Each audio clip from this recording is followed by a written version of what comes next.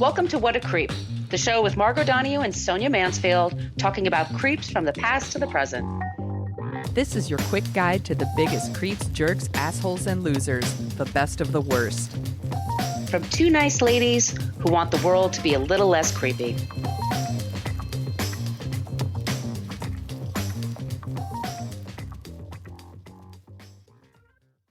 Welcome back to What a Creep. This is Margot Donahue, and my cohort in creepitude, as always, is the amazing Sonia Mansfield. Hey, Sonia. Hello, my friend. Hello, my friend. We're doing things a little differently today for us, aren't we?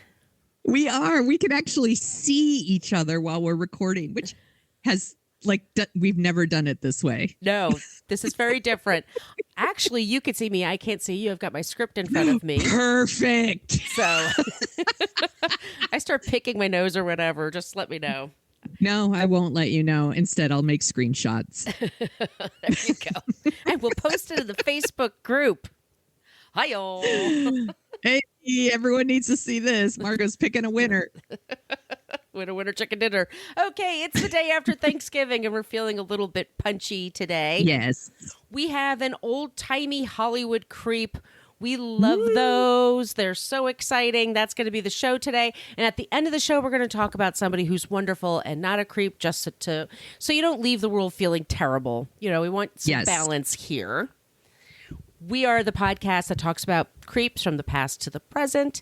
And we are on social media. We're on Twitter at CreepPod because somebody had What a Creep for 10 years and never used it. Creep. We are on Facebook. We have a basic Facebook page. That's where people go to complain about our language. We do use salty language in this program. Fuck yeah. So you can see me now so she doesn't step on it. Yeah. We have a Facebook group, which is a private group. You do have to answer a couple of questions to get into the group, but it's one of the best groups, I think, on Facebook. We just go and hang out and talk about creeps. It's really fantastic. Also, we have some new iTunes reviews, Sonia. We got 5-star reviews from TL007007, HJAPAF, and Rachel Boyd. I think Rach Boyd. Thank you all so much for leaving us 5-star reviews in iTunes. Thank you. That really offsets all the I don't like it when Margot breathes reviews that we get. Which is actually a thing. We also have 2 new members for our Patreon page. I want to welcome Chelsea, and this is Icelandic, I think, or Norwegian, this name. Olrafin Fjuden. I looked it up. I think I got it right. Good job. I at least made the effort. I want an A for effort. But yes. On What a Creep for the podcast, we have the Patreon page, We have bonus episodes that we put there. We're going to put one out Monday or Tuesday next week. We try to put out 2 of those a month. We also have seasons 1 through 3 on the Patreon page. You get a newsletter once a month with the Patreon page. And also, Sonia, we are planning to put out Christmas cards this year, holiday cards. Yes, I'm actually designing them today, y'all. I am so excited. I've got all kinds of ideas a brewing. Excellent. So if you're a Facebook member, if you're a Patreon member, please let us know that we have your address. We have the right address that we send it to, because it'd be a bummer to spend all that money on postage and it didn't get to y'all. Yes. And the postage system is improving here. So you might actually get your cards this year. Wouldn't that be swell? What a treat. So it's a Christmas miracle. Sonia, do you want to talk about the website? Yes. You can go to whatacreeppodcast.com, and it is everything you ever wanted to know about our podcast, but we're afraid to ask. It has links to all of our past episodes from season 4 up, and there's a link to our merch shop. So if you're looking for holiday gift ideas, we have all kinds of merch. We have masks and t-shirts and journals and tote bags. And Margot and I have bought many a shirt from this, and they are super soft and comfy. We do love them. So that's all the places where you can reach us. Oh, forgot to mention, we do have an old-timey email, whatacreeppodcast@gmail.com. Feel free on all those places to send us suggestions for creeps and also non-creeps. We're always looking for suggestions for non-creeps, especially because sometimes they're just harder to find, especially for certain people, which is sad. I get that. But Yeah, we try to keep them special. You know, we put a lot of work into finding a creep, so we really want to find a good non-creep to kind of combat it. We also have stickers. If you are interested, would like some stickers, ask us. We'll drop them in the mail for you. We just dropped off a bunch of them. Y'all are getting them in the mail this week. Thank you all once again so much for listening to the show. Thank you, everybody. Are we ready to rock? I'm ready to rock. Are you ready to Rex? I guess. No, I am. Let's do this. From Henry Eggins to Dr. Dolittle, Rex Harrison is one of Hollywood's most popular leading men of the 20th century. With his tall stature, deep booming voice, and his undeniable confidence, audiences ate him up whether he was playing a deceased sea captain, as in The Ghost of Mrs. Muir, one of my favorites, or playing Julius Caesar. Sexy Rexy, as he was known. Nice nickname. Did he give it to himself? Of course he did. He swears he didn't, but I say bullshit. I love it when people give themselves nicknames. Deny it, but no, I think he totally did. He led a life that was full of swagger, luxury, success, and often tragedy. This is one of those old-timey movie star creeps where the man is an arrogant, mean, stingy son of a bitch who treated coworkers, colleagues, family, and anyone in a position that could be referred to as staff like disposable trash. Here is the history of one of the least beloved people in show business, and he was known for this. I'm not breaking new ground here, guys. I mean, least beloved. Yes. I love it. Trigger warnings. 2 of his partners died by suicide. Yeah. My sources are The Guardian, The Daily Mail, The Telegraph, a couple of books, The Incomparable Rex by Patrick Garland, Not an Ordinary Life by Eileen Younghusband. We'll get to her. And my favorite, Fatal Charm by Alexander Walker. That was the book, Sonia, that took me forever to get through, but yeah, it was worth the journey. You put in so much work. I was also sick, by the way, so sorry about the lateness of dropping this, you guys, but I just had no voice. I don't know if I still have a voice. But You always have a voice, always, but you were sick, and it is okay to take care of yourself. So we do apologize that we had to miss a week, but 'tis the holidays also. Yeah, let's be a little not jealous. Unexpected. Yep. Yes. Sir Reginald Carey Rex Harrison was born March 5th, 1908. One of our kind listeners sent me the pronunciation for this town. Huyton Roby, with Roby, in Lancashire, England. Thank you very much. I would not have gotten that. It took me practice. Right. I had to practice a few times. He started his acting career on the stage as a teenager and went on to become one of the revered theatrical stars in productions such as French Without Tears, Anne of a Thousand Days, Henry VIII, and a little-known musical called My Fair Lady. As a child, he had a bout with measles, which caused him to lose most of the sight in his left eye. So he tried by showing off his other physical attributes, like his height, like his voice, his good looks. He was kind of making up for that inferiority kind of complex he had. I didn't realize this, but since he started being on stage, he was always afraid of falling off the stage because his sight lines were so different from everybody else. His way of dealing with that also was just getting angry and yelling at people. Oh, dude, no. Like, just deal with your shit. Don't take it out on other people. Also, I love that I don't really know all the things that can go wrong with you when you have measles because there's vaccines for that shit now. It's pretty cool. Vaccines are rad. Get vaccinated, everybody. Exactly. Don't be Eric Clapton. That's a shirt right there. Don't be Eric Clapton. What can I think about? Okay, write that shit down. Yeah, you know what? I'm gonna start doing out of context shirts for us. Just random quotes. Don't be Eric Clapton. Writing it down. I'm dry as a Sahara Desert here. That was a fun one. I love that one too. He always had confidence, which was interpreted as arrogance at a young age. Rex would try to intimidate his fellow actors and stagehands to do his bidding. His attitude was that he was always knew best and no one could teach him anything. Those are the most fun people to try to relate to. So fun. He was quickly one of the most hated people in the theater. One of the areas of his life you can either argue he was most successful or least was with women. He would go on to be married 6 times in his life. 6 times. 6 times. Oh my God. Dozens of mistresses and girlfriends to keep him occupied. This is the thing. He hated to be alone, but he was impossible to live with.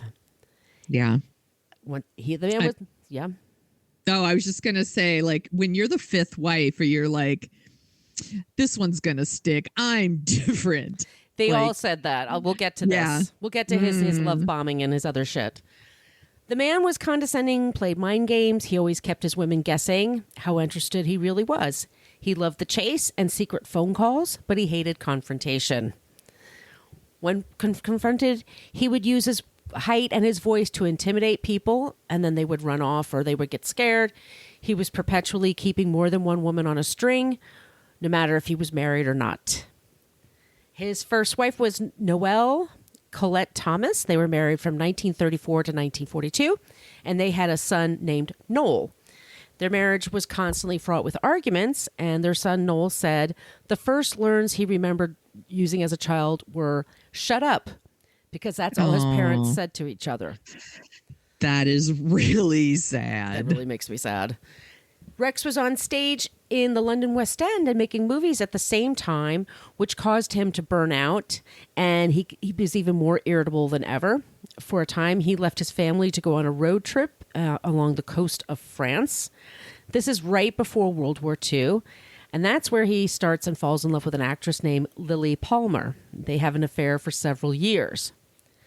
During World War II, Rex wanted to stay in England and joined the Royal Air Force, but because of his bad eyesight, he was asked to work on the ground, guiding the flights of the missions over the wire. He used his famous voice to help airmen feel confident on their missions, and he absolutely had their lives in his hands. Their lives in his hands, yes. And he took the job very seriously. He would later describe this time as the happiest in his life. He was juggling a few women, and he felt like a macho man working for the Royal Air Force. Macho man. With the cap. You know, those knit caps he likes. Yes. Not all of his RAF colleagues thought he was all that. One in particular was a woman named Eileen Younghusband. She was in the Women's Auxiliary Air Force, and in her recent memoirs, she is 92, by the way. She said Rex carried himself like he was something special and treated colleagues like dirt. He looked down on anyone who was not in show business. He loved to stand over them in the mess hall where there was just one telephone. He would hog the phone and gab loudly, talking to his different girlfriends, and ignore everyone's shushing. What a creep. She also said this was really gross. He would fill his mouth with toast and marmalade and eat so messily that the soggy bread would ooze out of the side of his mouth. Quite revolting, is what she said. Like all these years later, she's like still not having it. That sounds gross. It sounds really gross. As he was separated from his first wife, he was setting up with German actress Lily Palmer. She was his next partner. He would do this for the next 50 years. He gets into a relationship, has some issues, and then he puts his arms around another person. He gets them hooked, and then he also has somebody else on the side. So he's a side piece and a side piece for the side piece. He marries Lily in 1943, and they star in a few plays during the war and some films up in the Blackpool area. Lily soon learned that Rex loved to brag. He was a great smeller. He would make... Smeller? Smeller. Okay. Excuse me.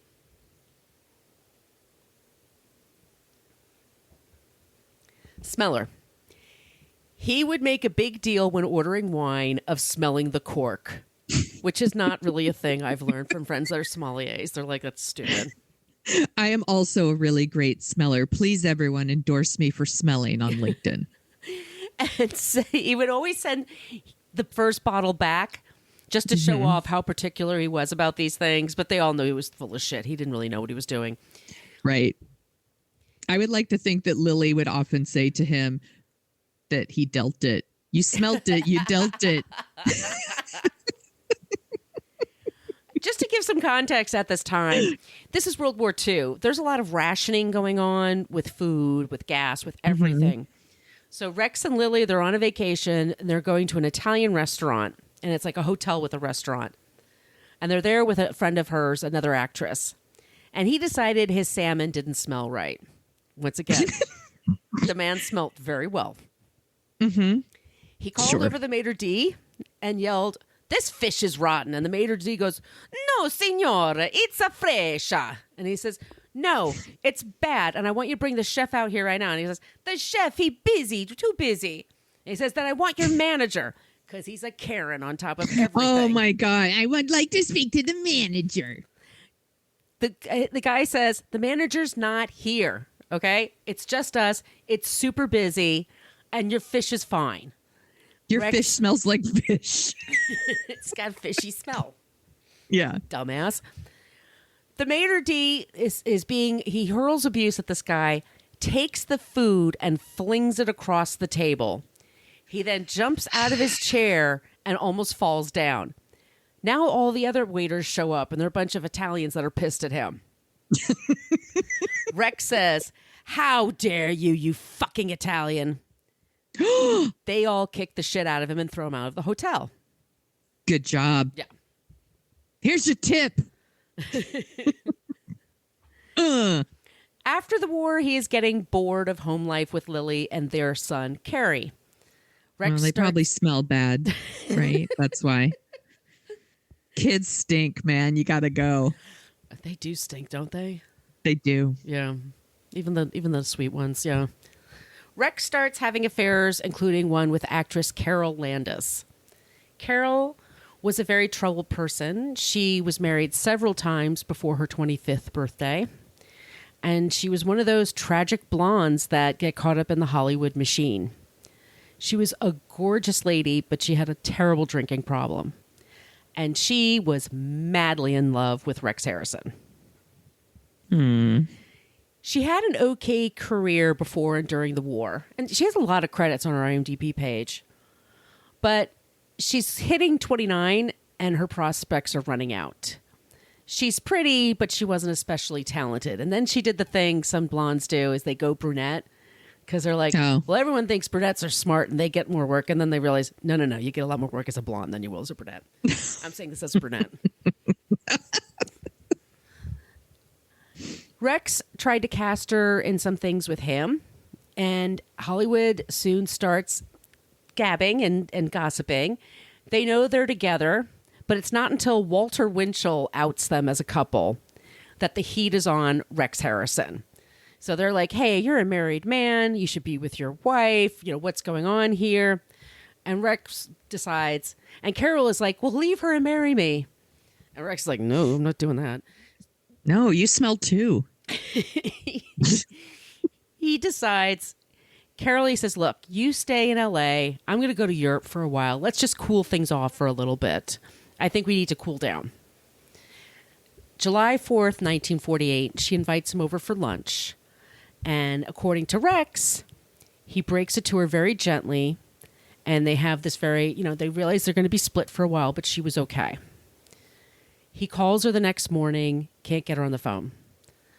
Hour later, 2 hours later, he keeps calling her. And her maid / cook / assistant says, "Oh, no, when she's like that, I let her sleep because she takes a lot of pills to sleep." And Rex is like, "Oh, boy." He comes over to the house at 2:30 in the afternoon. And when he goes around the house and he finds that Carol is dead of an overdose. Oh. Carol left 2 suicide notes, one for her mother, which I can't even, and one for Rex.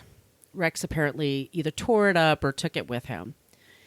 He later told his lawyers that when he found her, she had a faint pulse. But he didn't want to call an ambulance because that would attract attention. So instead, he took hours to do this. He went through her personal phone book to find a doctor for her. By the time anybody was able to send help, she was gone.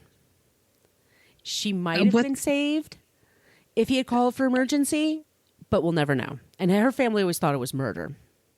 I'm like, that's It's I mean, negligent. she tried to. Yes, that's the word I'm looking for. Thank you. Like, Yeah. I can't comprehend that he wasn't charged with anything, but Hollywood was really good at brushing things away like that. So this is what happens to Rex. He loses his contract with Fox Studios, but they also make sure he doesn't have any charges because the LAPD is pretty corrupt. And he's basically, they say to him, look, just go back on the stage for a while until the scandal blows over. So he's middle-aged and he's back on the stage and he's still with Lily. And Broadway welcomes him back and London welcomes him back. And he's in several plays and musicals. And he has this reputation for being an egotistical asshole. And he had that before, and it certainly isn't dissipating in his middle-aged years. It's actually worse than it ever been. He's now nicknamed Tyrannosaurus Rex. Does he have little arms? Yes, little baby arms. I can smell really well. I see children in a Jeep. I'm going to go chase it. He has a temper and he's really fussy. Oh, and he's also pretty heartless. One time, his valet was sent to get one of his hats. He was really into hats because he was losing his hair from a young age. The poor guy, his valet, was stabbed in the street. Rex said, "Oh, I suppose I'm going to have to get my own hats from now on." Oh my God, what an asshole. When it comes to hats, I would take a shat in his hat. I'll have my cat take a shat in his hat. That stuff stinks. He'll know. He'll know. He'll smell it. When it came to hats, he expected people to take theirs off in his presence and would get grouchy if they didn't, including police officers and customs officials. He was not above complaining to their bosses over this. Karen Rex. Karen Rex. Take off your hat. One time, the couple, Lily and Rex, they were having dinner in Nottingham, and Rex was being even more boorish than usual with the wait staff. This time, the waiter just had it and basically knocked him out with one punch. Good. Lily called it the happiest day of her life. That's awesome. In 1956, Rex would find the role of a lifetime, Professor Henry Higgins. I'll say. That's my Cockney. Good job. Mary Fair Lady, which was based on George Bernard Shaw's play Pygmalion. Rex actually knew George Bernard Shaw and was very eager for the part. Two things worried him. One, he wasn't a great singer, but he did that whole sing-speak thing that the audiences didn't care. Two, that Julie Andrews was just 20 years old and might be too green for the part. But after their big debut in Connecticut, you always try these things on the road. Mm-hmm. They had a hit. And Rex would eventually go on to win a Tony Award for his part. Mm-hmm. And he was soon also recognized by his co-stars as one of the biggest joke thieves on stage. One example, there's a scene with Julie Andrews or with Eliza Doolittle where she sings "Just You Wait, Henry Higgins." Mm-hmm. The whole point is she finally has a voice. She's finally fighting back. She's finally like, "Fuck you, you condescending prick," and she's letting it all out. And every single night, as soon as Julie Andrews would just drop that last note and the audience is ready to applaud, he would jump from the side of the stage and said, "I knew she had it." So then he would get the laughs. What a dick. I think it's such a dick move. It's a total dick move. He's a dick. Yep. That's, hence the show. Yeah. During this time, he was super happy because not only he had a hit on Broadway, but he had a new love. All of his women, by the way, are beautiful. I've posted pictures on Instagram. Yeah. This woman's name is Kay Kendall. And here's the good thing. Lily had her own lover and wanted out of the marriage. She's like, this is bullshit. We've been at this since 1943. I'm out. I want to get out of this. She had a lover. She wanted a divorce. But Rex refused because he didn't want to get married again and he didn't want the scandal. She begged him because she wanted more children and live with this man. But Rex refused. Such an asshole. She's It's like, she said, let me go. And he wouldn't do it. No, he has to do it on his terms, not if she wants it. Well, He's trash. one day he and Kay went to the doctor for their annual physicals. And that's when Rex found out that Kay had leukemia. She'd been feeling tired lately, hadn't had as much energy. She was much younger than him. The doctor said she had probably 4 years to live. Rex told the doctor, don't tell Kay the diagnosis. And this was another time. People sometimes did that back then. I don't know if you've ever heard of that. Yeah. You know, family members just didn't tell somebody. Yeah. Because that was like a death sentence. I mean, literal. Like they had nothing they could do. Yes. And it's very painful and horrible. Really? So Rex asks Lily, what am I going to do? What can I do? And she says, look, if you give me a divorce, I promise to remarry you as soon as she dies. And Rex says, that's a great idea. So in June of 57, Rex marries Kay. Kay, by the way, let me say this again, she has no idea she's dying. Mm-hmm. Lily marries Carlos Thompson September of 1957, and they stay married until her death in 1986. That's right. She's like, on the deal. Yeah, she's smart. Lily understood the assignment. Yes. She is smart. Rex and Kay are together until her death in 1959. It's tragic. He genuinely loved her, and everyone that knew her said that she was as sweet as she was beautiful. Oh, that's sad. It is. It is. And Rex is not happy about being a bachelor again. He's like 50 at this point. So he's looking for his next ex, Mrs. Rex.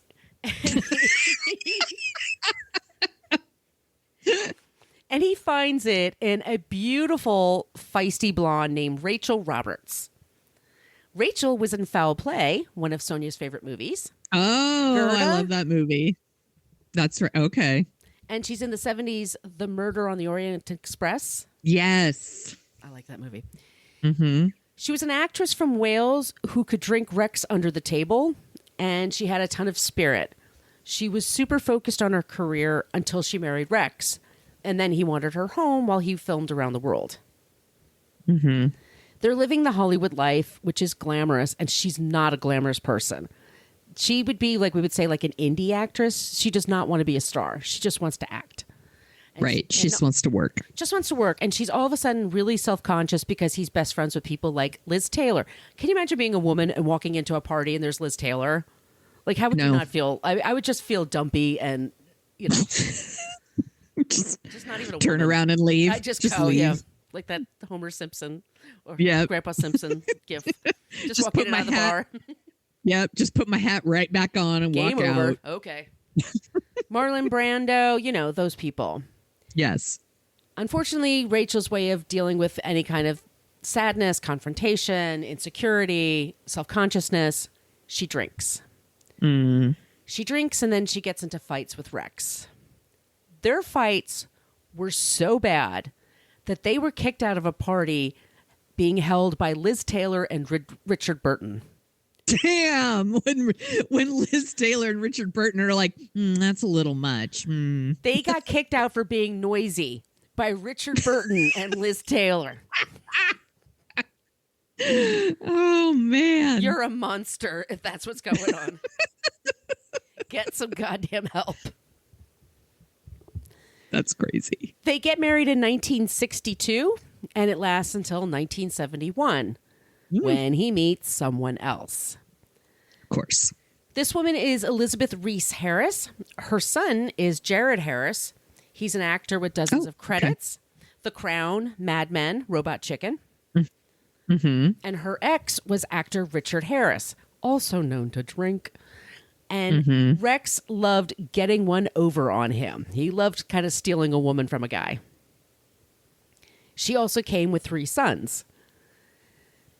They were married from 1971 until 1975. Elizabeth, she pretty quickly realized her new husband was an abusive asshole drunk who had no interest in being a stepfather. She found his stifling, grandiose moods overwhelming. Also, his ex Rachel was completely obsessed with winning him back, and he led her on to think this was possible. He took advantage of her fragile nature. He would talk to her for hours on the phone at a time, which made her think he still loved her. Mm-hmm. He probably loved her, but he wasn't in love with her. He wasn't interested in being married to her again. She had serious health issues and mental health issues, and I'm not blaming him for them. You know, that was her own thing, and drinking and drugs do not help it at all. No. But he was completely flattered by her obsession and kind of kept it going, if you know what I mean. Yeah. Yeah. He didn't do anything to curb it. No. He kind of encouraged it. Yeah. So Elizabeth and Rex divorced in 1975. He's on the market for a few years, but he marries his last spouse, Mercia Tinker, in 1978. They seemed happy for the most part, as happy as he can ever be. In 1980, Rachel died by suicide with an overdose of pills. Oh. She had kept a journal for decades, and it was published posthumously. And in there, she wrote about her fatal obsession with him. And she took this overdose of pills, and she was trying to walk from one room to another, and she fell through a glass door. So it was on top, but she died. It was suicide, but it was really gruesome. That's awful. Yeah. In 1989, Rex Harrison was knighted by the Queen of England, who had no idea who he was. Let me guess. He said she smells bad. He later complained that they were improperly briefed. Mm-hmm. In 1990, he died in his sleep at the age of 82. One of his last conversations was with his sons, Noel and Carrie. He told them that he couldn't stand them, and then he fell asleep. Oh my God. Oh my God. That's so awful. He's on his deathbed and he's like, I hate you. He called them the C word. Yeah. Oh my God. Now, to be fair, they cracked up because they're like, oh, he's an asshole to the end. They kind of expected it. Right. They thought it was funny. But seriously, though, what a fucking dick. Yeah. In pop culture, Seth MacFarlane said his character of Stewie Griffin from The Family Guy is based on Rex Harrison. I guess the voice, that makes sense. Yeah. And that's our creep this week, Rex Harrison. Oh my gosh, that's such a good job, Margot. Thank you. He is a creep. Yep. Well, now he's complaining in hell about how stinky it is. Oh, that's a good one. Do you want to hear about someone who's not a creep? Yes, I do. Okay. I think we all know who Audrey Hepburn is. No, I don't think I need to get into too much about who she is, but she has won 3 BAFTA awards. She has won the BAFTA Lifetime Achievement Award. She won a Golden Globe Cecil B. DeMille Award, Screen Actors Guild Lifetime Achievement Award. She's won a special Tony, and she's one of 16 people who's an EGOT, right? So Oscar, Emmy, Grammy, Tony. She was born May 4th, 1929 in Brussels, Belgium. I've been there. Me too. Her parents were Nazi sympathizers. She was not. Her parents split when she was very young, and her mother actually took her to Holland during World War II because she thought there'd be less fighting, and that country had pledged to stay neutral. Once again, Nazi sympathizer, but also didn't want to be involved, The Nazis invaded anyway, and Hepburn, like millions of others, were nearly starved, because the Nazis cut off food supplies, and that she was so slim, she was always slim. Everyone coveted her look, and it's actually the result of being malnourished as a teenager. It's pretty sad. Like I said, her mother, Nazi sympathizer. Audrey was not. And as a teenager, she did what she could do to support the resistance. So she would sometimes work as a courier for the resistance and deliver papers. And they had a lot of kids that did this work, apparently, because they didn't search them. She also was studying ballet, and she used to do performances to raise money for the resistance, which I think is super awesome. During her early 20s, she was studying acting, and she was working as a model and dancer when she was discovered by the French novelist Colette, who felt that she would be ideal for the title role in Gigi. And she did that show on Broadway. She got rave reviews, and that just led to Roman Holiday, which I love. Yeah. I love Roman. She's so beautiful in that movie, and like her performance is great, and it's got Gregory Peck and hearts. Like, I just love Roman Heart Holiday. emojis. Yes. And and then she did, of course, like My Fair Lady, which co-starred Rex Harrison. Yeah. I don't really like My Fair Lady, by the way. Do you like it? I love it. But I grew up with it. I heard it like 1,000 times when I was a kid. I wonder if my feelings towards it would be different if I had grown up watching it. I've watched it only as an adult, like in the last couple years. And I was like, he's too old for her. I don't like him. And he's a dick. Because it turns out he's a huge dick. Yeah. Maybe my radar knew what was up, but I'm not into that. But then she also did Wait Until Dark, and she did Breakfast at Tiffany's, which is a movie that everyone loves except for me and Margot. But Only I for did that one read part. Yeah, just because of Mickey Rooney. Yeah, all that stuff is so offensive. I did read that Hepburn has said that in Breakfast at Tiffany's, that scene where she's like throwing the cat out of the cab, where she's like, "Get out of here, cat," and it's all rainy in New York. She said it is the most distasteful thing she's ever done on film. I agree. I'm like, that scene is very upsetting. It is. So obviously huge movie star, but she's also a lifelong humanitarian. She devoted much of her time to UNICEF. She's been contributing since she was contributing. Sorry. Maybe she still is. I don't know. But in the universe. Yeah, she started contributing in 1959. She always felt like after everything she'd been through, she wanted to give back. So she was always donating. And then from 1988 to 92, she worked in some of the poorest communities in Africa, South America, and Asia. She went to Ethiopia in 1988. Let's keep going here. She was in Central America in 1989. She met with leaders from Honduras, El Salvador, Guatemala. I'm like, wow, not awesome places to be.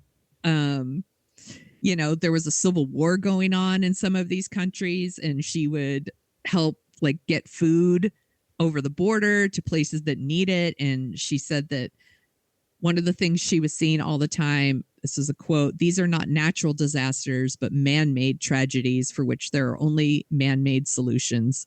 Peace."